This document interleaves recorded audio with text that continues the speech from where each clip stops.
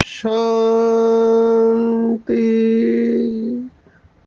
आज 13 दिसंबर 2024 भारत में शुक्रवार है। Today is 13th December 2024 and it's Friday in Bharat. आज की मुरली का जादुई रहस्य स्वयं को प्रेरणा देने के लिए magical secrets of today's Murli for motivating the self. आज की पूरी साकार मुरली बार बार पढ़ना चाहिए। पूरी मुरली धारणाओं के ऊपर है।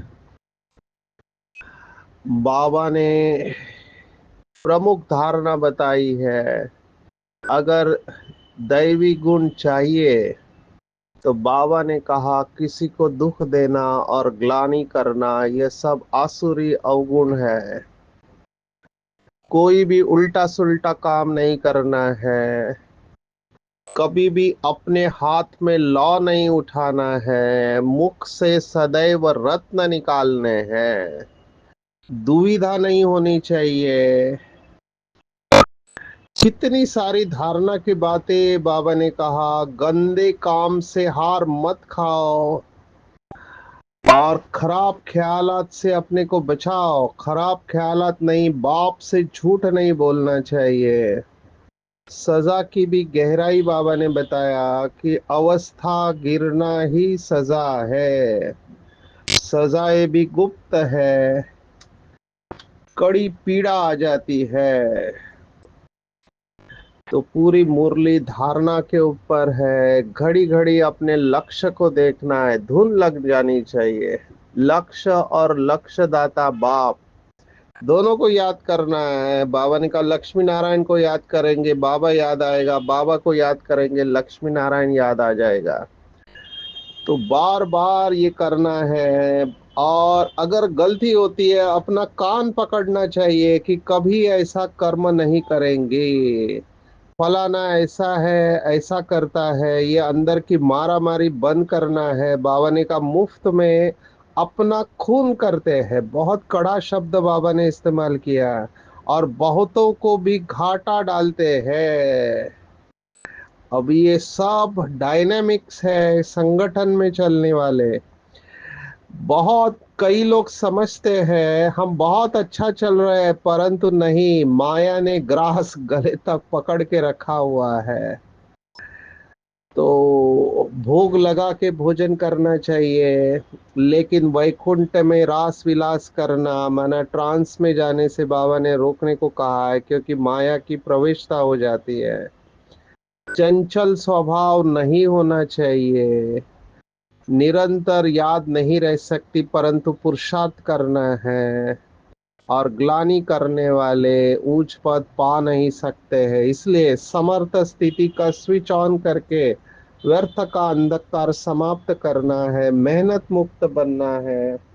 महादानी वरदानी बनना है। यही अव्यक्त फरिश्तों का श्रेष्ठ कार्य है। और सत्यता के आधार से सर्व से दिल की दुआएं प्राप्त करने वाले भाग्यवान आत्मा बनना है। ये आज की पूरी मुरली है। हम शुरुआत करेंगे लक्ष्य। लक्ष्य और लक्षण ये दो शब्द बाबा ने दिए हुए हैं। हर एक स्टूडेंट का अपने लाइफ में लक्ष्य होता है। बच्चों को हमेशा ये प्रश्न पूछा जाता है कि तुम्हारे जीवन का लक्ष्य क्या है। अंग्रेजी के दो शब्द है गोल एंड पर्पस, दोनों अलग है। गोल कुछ लोगों का 1 महीने का होता है, 3 महीने का होता है, 6 महीने का, साल का, 5 साल तक का होता है। तो गोल होता है, लेकिन पूरे जीवन का पर्पस होता है कि मैं क्यों जी रहा हूँ। हम सब अपने आप से बात करेंगे कि मैं बाबा के पास क्यों आया हूँ, क्यों मैं बाबा की श्रीमत पर चल रहा हूँ, मेरा लक्ष्य क्या है, अपने साथ बात करेंगे। और लक्ष्य हल्का रखना मेरे हिसाब से गुनाह है। It's a crime to em low. जो बाबा के बच्चे कहते हैं कि जो मिलेगा सो अच्छा। मुझे अब्दुल कलाम सर की बात याद आ रही है। वो बच्चों से बात करते समय उन्होंने कहा था कि लक्ष्य लक्ष्य छोटा रखना क्राइम है। तो इसके ऊपर चिंतन करेंगे कि मेरा लक्ष्य क्या है, क्योंकि जो लक्ष्य होता है उस अनुसार लक्षण आते हैं या कर्म होते हैं। देखो, ये ओलंपिक में गोल्ड मेडल लेने वाले लोग होते हैं, उनकी तैयारी 4 साल से ही तैयार हो जाते हो। माना 4 साल के बाद ओलंपिक है, तो वो रोज अपने लक्ष्य को रिवाइज करते हैं। उनको ये ट्रेनिंग दी जाती है, सबकॉन्शियस माइंड की ट्रेनिंग, अंतर मन को वो ट्रेनिंग देते हैं कि मुझे गोल्ड मेडल लेना है। तो वो विजुअलाइज करते हैं कि गोल्ड मेडल मेरे को मिल रहा है, पूरा स्टेडियम पब्लिक से भरा हुआ है और सभी तालियां बजा रहे हैं। मैं पहले नंबर के पायदान पर खड़ा हूँ और मेरे गले में गोल्ड मेडल डाला जा रहा है और मेरे देश का झंडा ऊंचा जा रहा है, मेरे देश का राष्ट्रगीत बज रहा है और मुझे बहुत गर्व की अनुभूति हो रही है कि मैंने मेरे देश का नाम रोशन कर दिया, अपने घर वालों का नाम रोशन कर दिया। ये वो विजुअलाइज करते हैं। अभी केवल ये विजुअलाइज नहीं करते हैं, साथ में जो गोल्ड मेडल लेना होता है वाला होता है वो रोज अपने से बात करता है। उनकी बहुत कड़ी तपस्या होती है, रोज अपने से बात करेगा। इसको अंग्रेजी में हम कहते सेल्फ मोटिवेटेड होते हैं, उनको धक्का मारने की जरूरत नहीं होती है। जैसे कई स्टूडेंट को माँ बाप को जबरदस्ती उठाना पड़ता है, बिस्तर से उठो, स्कूल जाना है, काम करना है। आलसी होते हैं कई, तो धक्का स्टार्ट गाड़ी नहीं होगी। They are self motivated. जिनको भी मेरिट में आना है, माला में आना है, दे आर सेल्फ मोटिवेटेड। वो अपने आप को प्रेरणा देते रहेंगे, अपने को नशा चढ़ाते रहेंगे। जो बाबा के शब्द है, अपनी घोट तो नशा चढ़े।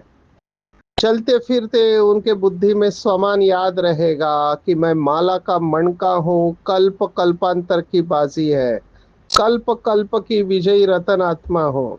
तो ये गोल्ड मेडल वाले भी यही काम करते हैं। हर कर्म के पहले वो अपने साथ बात करते हैं कि क्या ये करने से मुझे गोल्ड मेडल मिलेगा, अगर मिलेगा तो करना है, नहीं मिलेगा तो नहीं करना है। एग्जैक्टली यही बात बाबा ने मुरली में कही है। देखो, प्रिंसिपल सेम रहता है हर जगह पे। बाबा ने कहा कोई भी कर्म करना है, करते करने से पहले खुद से बात करना है, क्या ये कर्म ब्रह्मा बाप समान है। अगर है तो करना है, नहीं है तो नहीं करना है। अगर कोई भी परिस्थिति आती है, क्योंकि आज दुविधा शब्द बाबा ने इस्तेमाल किया है, ये दुविधा माना कंफ्यूजन होता है, क्या करूं, क्या करूं और क्या नहीं करूं। तो दुविधा में हमेशा चेक करना चाहिए कि ब्रह्मा बाबा अगर इस जगह पे होता तो क्या करता। तो हमको डिसीजन लेना इजी हो जाएगा। तो वो गोल्ड मेडल वाले खाना खाने से पहले भी अपने साथ बात करते हैं कि ये फास्ट फूड खाने से मुझे गोल्ड मेडल मिलेगा क्या, क्योंकि फास्ट फूड खाएंगे चटपटा, तबीयत खराब हो जाएगी, बीमार पड़ जाएंगे, वजन बढ़ जाएगा, तो स्टेमिना कम हो जाएगा, तो ये नहीं खाना है। ज्यादा सोएंगे तो आलसी बन जाएंगे, तो ज्यादा नहीं सोना है। हर बात के पहले वो खुद से बात करते रहते हैं और वो टारगेट लेके चलते हैं। जैसे 100 मीटर वाला टारगेट लेके घड़ी लगा कर देखता है कि 100 मीटर कितने सेकंड में पूरा कर रहे हैं। तो इतना प्रोफेशनल हमको यहाँ पर भी बनना है। वो तो बेचारों को एक गोल्ड मेडल 4 साल के लिए रिकॉर्ड होता है, वो कोई दूसरा आके तोड़ देता है। लेकिन यहाँ तो पूरे कल्प की बाजी है। बाबा ने देखो आज के मुरली में शब्द इस्तेमाल किया, ये शब्द बहुत पावरफुल है। कल्प कल्पांतर और जन्म जन्मांतर की बात, ये एक जन्म की बात नहीं है, कल्प की बाजी है। माना पूरे 84 जन्मों की कमाई है। बाबा भले कहते 21 जन्मों की राजाई, लेकिन मैं हमेशा सोचता हूँ कि पूरे कल्प में हम हीरो एक्टर बन जाते हैं तो कितना ना हमको पुरुषार्थ करना चाहिए। आज तो बाबा ने ये कह डाला है कि निरंतर याद रह नहीं सकती, परंतु पुरुषार्थ तो करना है। कितने मुरलियों में देखो, ब्रह्मा बाबा जो नंबर 1 आत्मा गई, बाबा ने खुद कहा कि भोजन करते समय शुरुआत में याद करता हूँ लेकिन बाद में भूल जाता हूँ। तो ये याद भी पारे मिसल है। जैसे पारा होता है मर्क्यूरी, तो मर्क्यूरी अगर गिर जाता है तो उसको पकड़ना मुश्किल होता है। ऐसे ही बाबा की याद भी फिसल जाती है, मर्क्यूरी या पारे के माफिक हाथ से निकल जाता है। एक मुरली में कहा था कि बिंदी खिसक जाती है बुद्धि में से। तो बाबा ये एक्नॉलेज करता है कि निरंतर याद बहुत बड़ा लक्ष्य है, लेकिन पुरुषार्थ तो रखना है। अंग्रेजी में कहावत है, when you aim for moon you land somewhere in the star. जब आप चांद का लक्ष्य रखते हैं तो कहीं पर आप सितारों में गिरते हो। तो घड़ी घड़ी ये धुन लगानी चाहिए। धुन समझते हैं, जैसे वो मंत्र की धुन लगाते हैं, तो हमको भी ये धुन लगा लेनी चाहिए कि निरंतर बाबा की याद में रहे, लक्ष्य को पक्का करते रहे।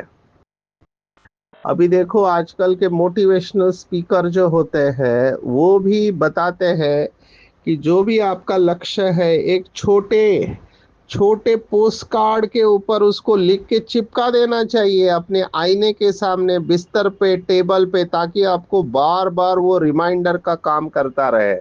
बार बार, अभी हम भी स्पीकर है, मैं इतने सारे कोट महावाक्य कैसे याद रखता हूँ। मैंने मोबाइल में फोल्डर बना के रखे हुए हैं, तो उसमें सब्जेक्ट वाइज क्लासिफाई करके मैंने वो कोटेशन, माना महावाक्य, बाबा के महावाक्य है, लौकिक के अलग अलग लोगों के महावाक्य है, उसको हम पढ़ते हैं ट्रैवलिंग में, उसके ऊपर हमारा चिंतन चलता है, रिवाइज करते हैं उसको और उसको पक्का करते हैं।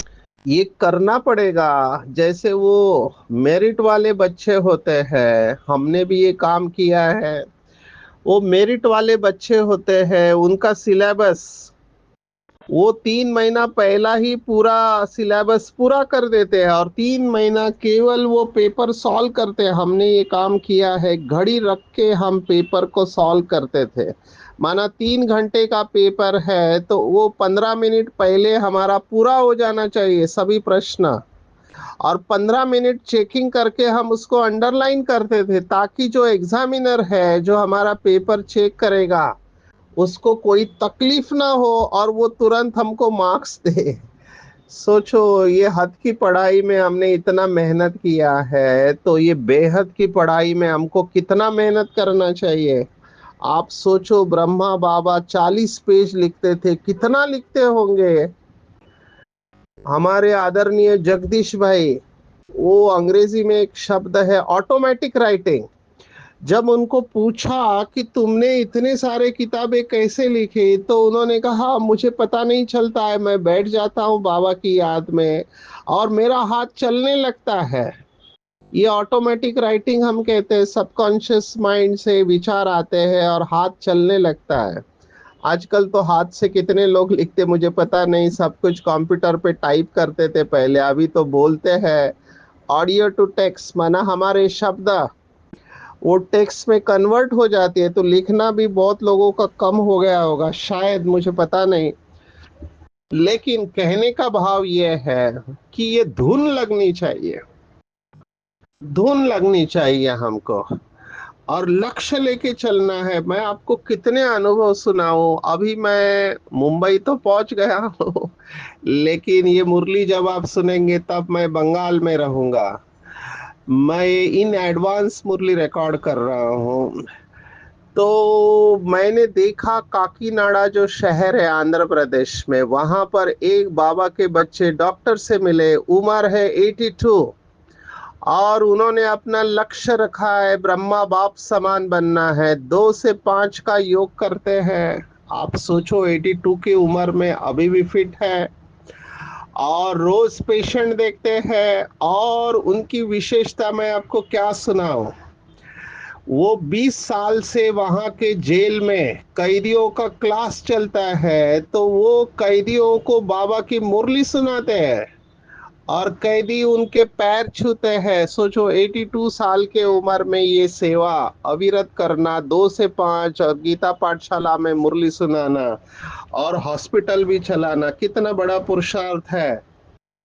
और मैं उनसे अभी मिल के आया हूँ, वो पता चलता है कि लक्ष्य से चलने वाली आत्मा है।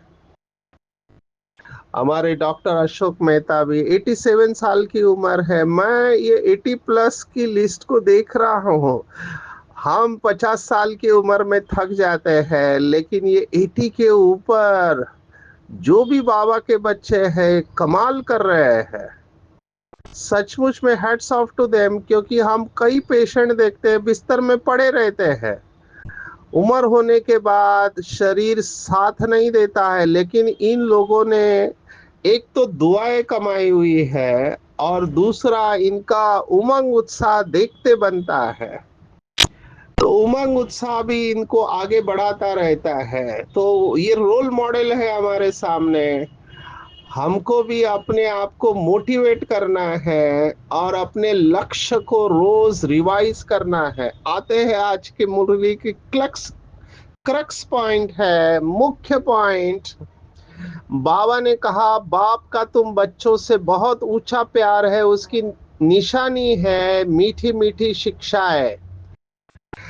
ये जो भक्ति मार्ग की मान्यता है कि भगवान हमारे सिर के ऊपर हाथ रखे, कृपा करे, आशीर्वाद दे। बाबा ने कहा मैं किसी के ऊपर कृपा और आशीर्वाद नहीं करता, मेरी कृपा माना मेरी मुरली है। तो मुरली ही बाबा की कृपा है। बाबा मुरली में जो भी वरदान देता है उसको रियलाइज करना है, उसका अभ्यास करना है, तो वो वरदान फलदायी बन जाएगा, आप उसके स्वरूप बन जाएंगे। यही भगवान का प्यार है। तो कृपा का शब्द भक्ति मार्ग में भी हमने सुना। कृपा माना कर और पा, माना करो और पाओ, यही कृपा है, क्योंकि ड्रामा इसी के ऊपर बना हुआ है, करो और पाओ। कितना सरल है, अगर आप देखने जाओ तो कितना सरल है। करो और पाओ, करो और पाओ, श्रेष्ठ संकल्प करो, श्रेष्ठ स्थिति बनाओ, शुभ भावना रखो, बेहद में रहो, ऑटोमेटिकली जो आप देंगे आपके पास वापस आएगा। लेकिन अहो मम माया, बाबा ने कहा श्रीमत के बगैर कोई उल्टा सुल्टा काम नहीं करना है।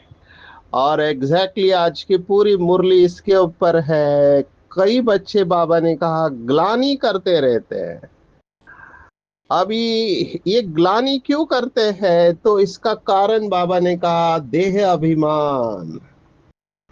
ग्लानी करना माना किसी की बदनामी करना, अंदर में दुविधा रहती है, वह नहीं रहनी चाहिए। इसको देह अभिमान कहा जाता। देही अभिमानी हो, इन लक्ष्मी नारायण को देखेंगे तो समझेंगे हम ऐसे बन रहे हैं, जरूर इनको देखना पड़े। तो ये ग्लानी के ऊपर चिंतन करेंगे। कई मैं किसी की ग्लानी तो नहीं करता हूँ, फलाना ऐसा है, फलाना ऐसा है, इन बातों में जो लग जाते हैं, बाबा ने स्पष्ट कहा वो ऊंच पद पा नहीं सकेंगे, ऐसे ही रह जाते हैं। कितना सहज करके समझाया जाता है, इनको याद करो, बाप को याद करो, तो तुम यह बन ही जाएंगे। लेकिन अहो मम माया, किसकी निंदा करना, इसको दुविधा कहा जाता है। बाबा ने दुविधा की व्याख्या दी है आज के मुरली में, किसी की निंदा करना। अभी जो दैवी बुद्धि है ये काम नहीं करेगी। किसको दुख देना, ग्लानि करना, चंचलता करना, यह स्वभाव नहीं होना चाहिए। बाबा ने देखो याद दिलाया, बच्चे तुम आधा कल्प तो इसमें ही रहे, अभी भगवान आने के बाद भी अगर तुम ये करते हो तो फिर क्या। कोई भी उल्टा सुल्टा काम श्रीमत के बगैर नहीं करना चाहिए। अभी उस समय ध्यान में बहुत जाते थे, बाबा ने कहा ध्यान के लिए भी डायरेक्शन है, सिर्फ भोग लगा कर आओ। बाबा यह तो कहते नहीं कि वैकुंठ में जाओ रास विलास आदि करो, दूसरी जगह गए तो समझो माया की प्रवेशता हुई। माया का नंबर वन कर्तव्य है पतित बनाना। बेकायदा चलन से नुकसान बहुत होता है। हो सकता है फिर कड़ी सजाएं खानी पड़े अगर अपने को संभालेंगे नहीं तो, क्योंकि बाप के साथ धर्मराज भी है और उनके पास बेहद का हिसाब किताब रहता है। मैं एक एक शब्द छोड़ नहीं पा रहा हूँ मुझे पढ़ने पे, क्योंकि एक भी शब्द मैं आगे पीछे नहीं कर सकता। बाबा ने बिल्कुल स्पष्ट कहा है, रावण की जेल में कितना वर्ष सजाएं खाई है, इस दुनिया में कितना अपार दुख है। तो बाप कहते हैं सब बातें भूल एक बाप को याद करो और सभी दुविधा अंदर से निकाल दो। अभी इसके ऊपर चिंतन करना चाहिए। एक एक बाबा का शब्द मैं उसको मिस नहीं करना चाहता। किचड़ा सारा अंदर से निकाल देना चाहिए। माया की पराकाष्ठा भी बहुत कड़ी है, परंतु उनको उड़ाते रहना है, जितना हो सके यात्रा में रहना है। आखिर निरंतर भी आएंगे तभी ऊंच पद पाएंगे। अगर खराब ख्यालात होंगे तो ऊंच पद मिल नहीं सकता। माया के वश होकर हार खाते हैं। पूरी धारणा की मुरली है, मैं एक भी शब्द मिस नहीं कर सकता हूँ, इसलिए इसको मैं कह रहा हूँ बार बार पढ़ो, एक एक शब्द हिट हो रहा है। गंदे काम से हार मत खाओ, माना ऐसा कोई काम नहीं करना चाहिए जिसके वजह से बाप की यज्ञ का बदनामी हो। और एग्जैक्टली जो बाबा ने कहा वही हुआ है। निंदा आदि करते तो तुम्हारी बहुत बुरी गति हो गई। अभी सदगति होती है तो बुरे काम मत करो। बाबा देखते हैं माया ने गले तक ग्रास कर लिया, माना हप कर लिया है, पता भी नहीं पड़ता। अभी ये सबसे सटल है, पता भी नहीं पड़ता। बाबा कहते हैं माना सामने वाला वार कर रहा है और वार किया ये पता ही नहीं चलता है। खुद समझते हैं हम बहुत अच्छा चल रहे हैं, परंतु नहीं। बाप समझाते हैं मन वचन कर्म मुख से रत्न ही निकालने चाहिए, गंदी बातें करना पत्थर है। अभी देखो गंदी बातें, खराब ख्यालात ये क्या है, इसके ऊपर चिंतन करना चाहिए। बाप को तो समझाना पड़ता है, बाबा का हक है बच्चों को समझाना। टीचर का काम है शिक्षा देना। स्टूडेंट को हाथ में लॉ नहीं उठाना है। अभी हम देखते हैं बहुत सारी यूनिवर्सिटीज में स्टूडेंट हाथ में लॉ उठाते हैं। बाबा ने कहा तुमको हाथ में लॉ नहीं उठाना है, तुम स्टूडेंट हो। अगर श्रीमत पर नहीं चलेंगे तो तुम्हारी तकदीर बिगड़ पड़ेगी और फिर बहुत पछताना पड़ेगा। बाप की श्रीमत पर न चलने से एक तो सजाएं खाएंगे, दूसरा पद भी भ्रष्ट, जन्म जन्मांतर कल्प कल्पांतर। अभी इसके ऊपर ये पूरा दो पैराग्राफ बार बार पढ़ के पक्का करना चाहिए। बाबा ने तो आज के मुरली में कहा अपना कान पकड़ना चाहिए। कुछ लोगों की आदत ही होती है निंदा करने की, निंदा करने बगैर उनको खाना ही हजम नहीं होता है।